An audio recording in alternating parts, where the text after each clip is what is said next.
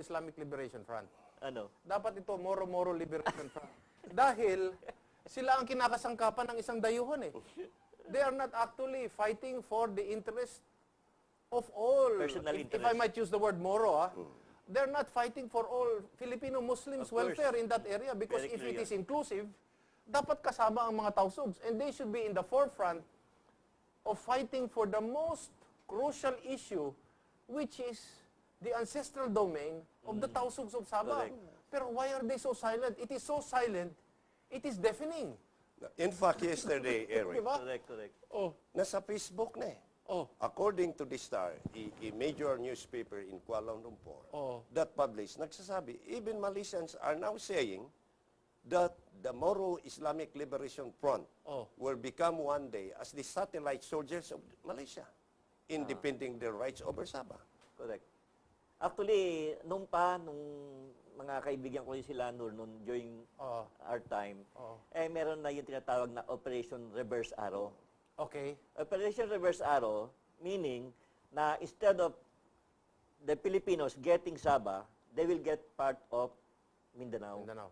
So, gagamitin lang shield itong mga brother Muslims natin. Okay. And at the same time, remember, sino nagpinas ng MNLF? Ricochet Revolution in short ito. Kaya yun ang problema, we never learn from history. Yeah. The mere fact na nangyari na nga yung kay President Ramos na 1996, na nag-break away itong MLF, tapos ito na naman, ganyan na naman ang mangyayari. And the worst, yung component ng MLF, maliit lamang ito. Doon makikita, meron mga hidden hands na gumagalaw dito, na in the process, no, soon, pag na-implement nila to, sila naman mismo magbabakbakan. Just like what happened in Yugoslavia. Okay, partner, tatanong ko lang sa iyo, no? They claim to be a liberation front. They claim to be Islamic. But how much is Islamic? How much is liberation? And how much is money? Ayun. How much, Remember, how much is ito money tayo, given? Politics begins and ends in economics. Kasi So, sabi, this is all economics of power. kasi sabi nga ng iba follow the money trail and you will know where the Correct. revolution is. Oh, So nandyan this ngayon. is not a real revolution. Nandyan ngayon sa Taguig, sa Maybank. Okay. When you invoke, Eric, Oh. the word Islamic, Oh, may definition yan. yes. What is being embraced by the word Islamic? Number one is, kung halimbawa ang pag-uusapan, inclusive. So, samantala, nakikita ng sambayan ng Pilipinos, selective na ngayon. Okay. Selective, very clear. Hindi ba sila kumakain ng perspiration ng other people? Oo. Like for instance, in the sense of changing the name of the Solo Sea tomorrow, what? Yes, yes. Ito ay hak ang pinag-usapan dito. Yes. Na saan pupunta ang hak ng Orang Sulok of the Sulu Archipelago? Orang Lauts. Ang di Orang Laut. Tama, Yes, that's Orang right. Lauts, yes. Ang di Orang Laut. Ang galing mo. Saan ito mapupunta? Oo. Diba? So, One of mapupunta the lang sa fiercest kanila. fighters. Now, The Orang the Lauts. best, Oh. the worst enemy of the Almighty God are those people kumakain na hindi nila pinagpawisan. Pawisan. Correct. But this now begs the question. It is so obvious that why are we allowing it? Why is this government allowing it? Now, Is it just this government? Or is it because, again, we go back to, magkano ba talaga ang usapan ng Malaysia dito at ng ating pamahalaan? Magkano ang ibinigay ng Malaysia sa MILF? How much investments have the Malaysians put into malaki this na. government? Malaki na. How At much this point in investments time. have they put into big corporations right here in the Philippines? I think this is the reason why this is a big grand ball of conspiracy. Correct. there are external forces that Also. can be considered. Yes. For instance, sinabi ni Dr. kanina, Luzon, Oh, kiniklaim ng King Dynasty. yes. Now, in 1405, ito we do not learn from historical History, events. Correct. In 1405, when Sulu was still under the East King of Sulu, Yes. nagkaroon ito ng isang treaty with the Ming Dynasty. Yes. And out of that treaty, Sulu became the center of trade in Southeast Asia. Yes, yes. That was signed in 1405.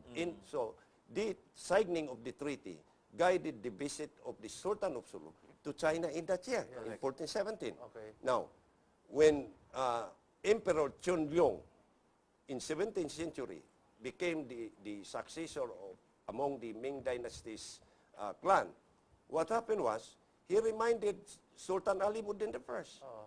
If the Sultan of Sulu still want to become under the protectorate of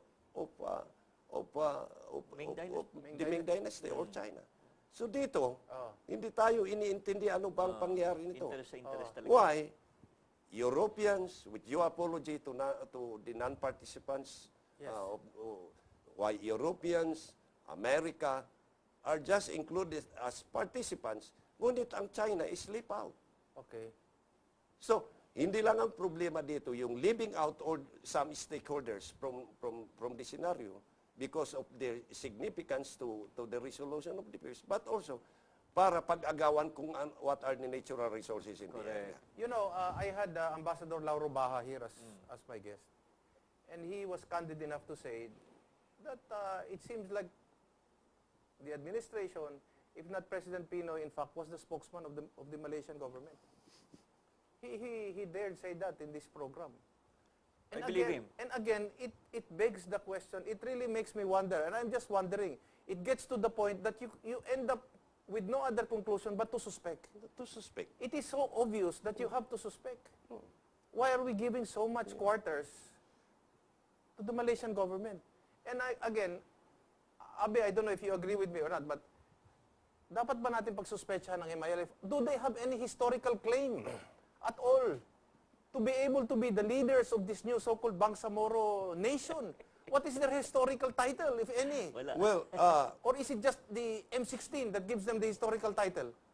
The battle of the gun. meron din sila historical title. If we look at history Okay. Deeply.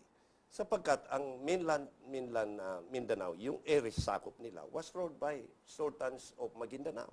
The problem is sinakop din yung sa lugar ninyo. Doon pupunta na sana ako doon sa sabi. Yes. But why are they also encroaching? The word here, encroaching Encroaching, and intruding Correct. the ancestral domain of the Sultanate of Sulu, whose inhabitants are called the Bangsasolok people. Correct. I think you're very kind. They're violative of this area. They are trespassing. Trespassing. Now, even in citing the Moro Gold, I don't think they can claim ownership over Moro Gold. Sapagkat ang nasa dalampasigan, ang mga probinsya na nasa dalampasigan ng Moro Gold, Davao del Sur, Davao City, Soc Sargent, General Santos, and Zamboanga del Sur. Abe, am I correct to say that there are some Filipino Muslims that do not consider themselves a Moro? They would rather be called Samals, Correct. TAUSUG'S, or Maranaos. Correct. In fact, Hindi nila maunawaan ano ba yung concept ng Moro kasi parang insulto pa ngayon eh. after the Jabeda massacre, Yes. people will confuse. Bakit kami naging Moro? Because this is an slanderous remark Insult. against the Muslims. Yes. Correct. Oh. So sabi niya, bakit kami Moro? Hindi naman kaming pirates. We are not buccaneers. Yes. Oh, but we are fishermen. Yes. We are traders, sabi niya. We are warriors. Warriors. Yes. And then we are not ignorant Yes. because the preaching of Islam taught us to be civilized. Yes. We are not fighters because we only depend what belongs to us. Or is this because UP No, is but- trying to rewrite history by putting Moro into the consciousness of the Filipino Correct. Muslims? There is significance to that, Eric. Very clear. Pinalabas, in order to unite the Muslim in the Philippines because of ethnic Okay. tribal groupings, ginamit ang Bangsamoro. Oo. Yun ang pananaw na naniwala agad ang mga Muslim. Na ma-mind But condition. behind that, Malaysia wanted to erase or extinguish The ethnic the original national identity, in particular of the archipelago of Sulu, yes. para mawala ang saysay ng kanilang karapatan sa Sabah. Because truth of the matter, remove Sabah from Malaysia. What is Malaysia? What is Malaysia? Nothing. Nothing. Because Sabah offered 220 billion Okay. US dollars of gross national income to Okay. the Kuala Kuala Lumpur Lumpur government. government. Correct. So yan, gano'ng kalaki ang itinutulong? Ganun kalaki. And from that money, kaawawang mga Sabahans, yun din ang ginagamit nila pangsuhol sa mga politiko na tumutulong sa kanilang adikain. Partner, itatanong ko sa inyo ito, no? sa basa-basa mo ba, magiging constitutional ito? Kasi sa sarili ko ng pagbasa-basa, mukhang unconstitutional. Just like what happened to MOA AD, Okay. ito dinedribble lamang. That was the reason. Pinapaasa lang? Pinapaasa. Pero ang galing ng Malaysia sa kanang US, pinapast track.